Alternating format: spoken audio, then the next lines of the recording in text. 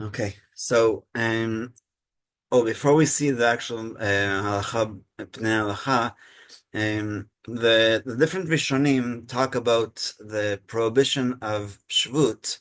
The Rambam himself in chapter 6 already talks about different reasons for this. Shvut is either the rabbinical or the extension of the biblical prohibition to do work on Shabbat.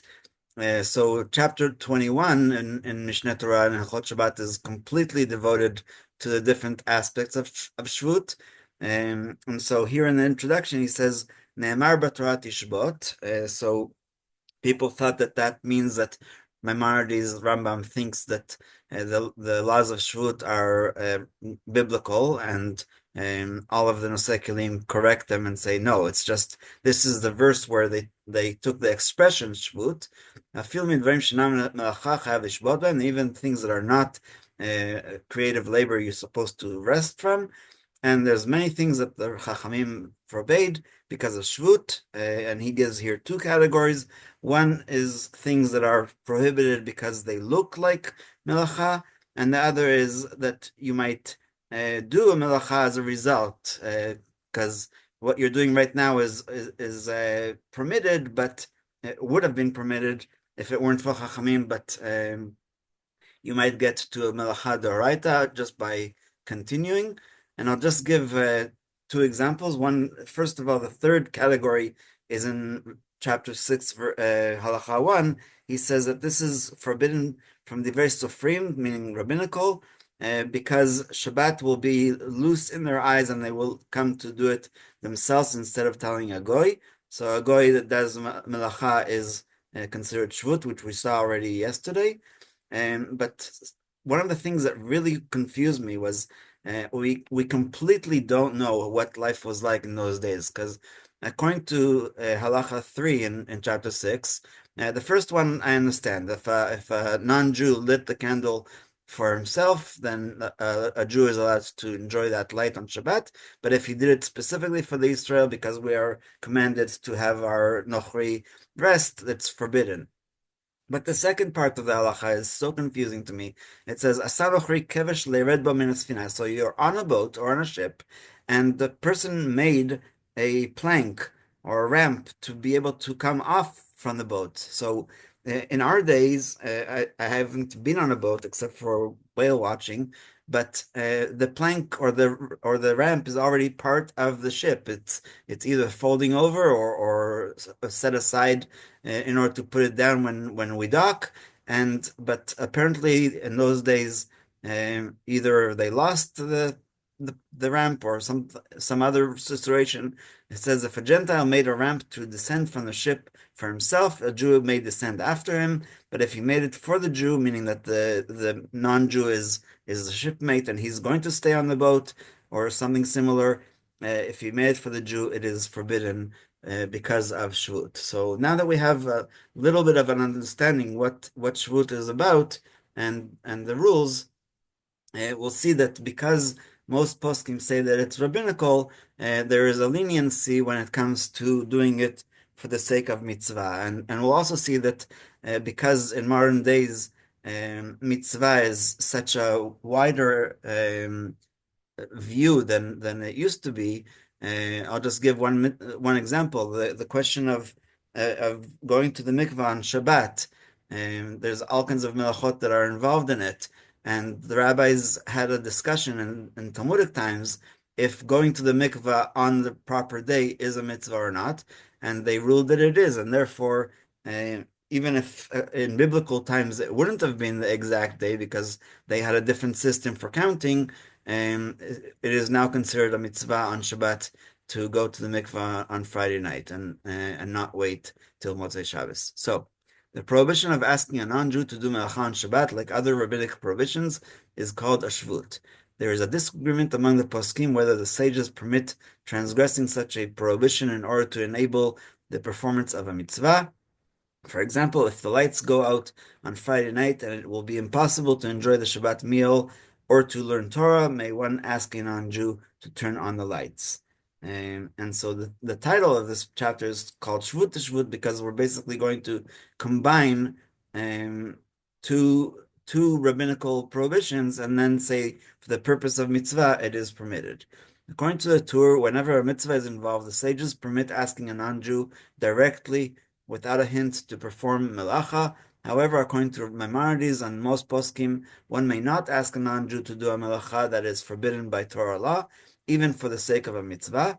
They agree that one may ask a non-Jew to perform a rabbinic prohibition for the sake of a mitzvah. In other words, the sages did not permit transgressing a shvut even to enable the performance of a mitzvah, but they did permit transgressing a shvut the shvut.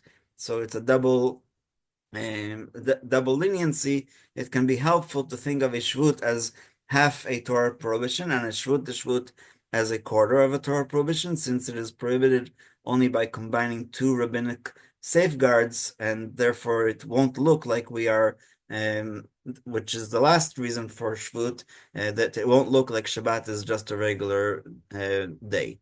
Weekday. In practice, one may engage in a shvut for the sake of a mitzvah. Thus, if a bris must be performed on Shabbat and there is no milah knife at the location, one may ask a non-Jew to bring the knife through a Carmelite, where carrying on Shabbat is rabbinically forbidden, so not on Ocean Parkway as we discussed earlier, because this action is a shvut for the sake of a mitzvah. Prohibition of asking a non-Jew to do melacha is rabbinic, and the prohibition to carry in Carmelite is also rabbinic. However, one may not ask a non-Jew to carry a knife through a Reshut Rabim, Deoraita, because one may not violate a normal shvut even for the sake of a mitzvah.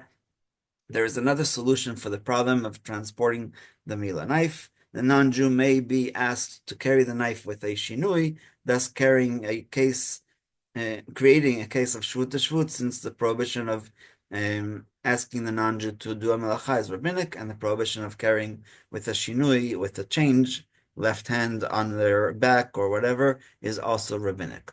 According to most poskim, for the sake of a mitzvah, even a Jew may violate a shvut to shvut. For example, if one needs to bring a knife through Carmelite to perform a brit and no non-Jew is available to do so, a Jew may carry the knife with a shinui so that the action becomes a shvut to shvut. To be sure, some are stringent and forbid this, but in practice, if it is necessary to enable the performance of a mitzvah, even a Jew may perform a shvut to shvut.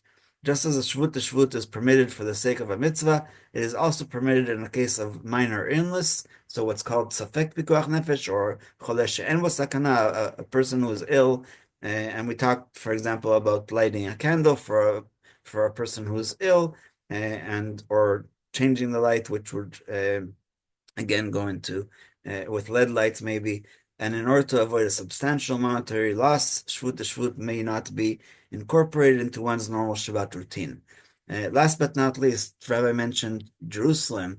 In the next halacha in the Mishneh Torah in Rambam, he talks about writing a shtar mecher, a deed of ownership, of sale of land in Israel on Shabbat by a non-Jew, because of the mitzvah of Shabbat, but also because of the mitzvah of Yeshivat Eretz Yisrael, which you do with your whole complete body. So if the person hears that the owner or the seller is going to leave on Saturday night, whether he sold the land or not, and he needs to buy it today, they're allowed to ask a non-Jew to write the deed and sign it and on my behalf.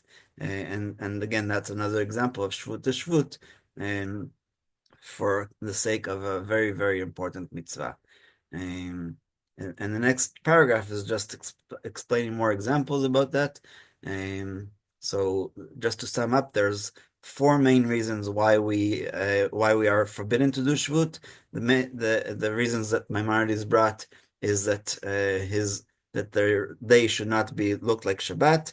The prohibition of things that look like a melacha, which will be relevant to our discussion of snow tomorrow, and also the stuff that might lead to a melacha, and last but not least, the difference between a non-Jew deliberately doing something for a Jew or not.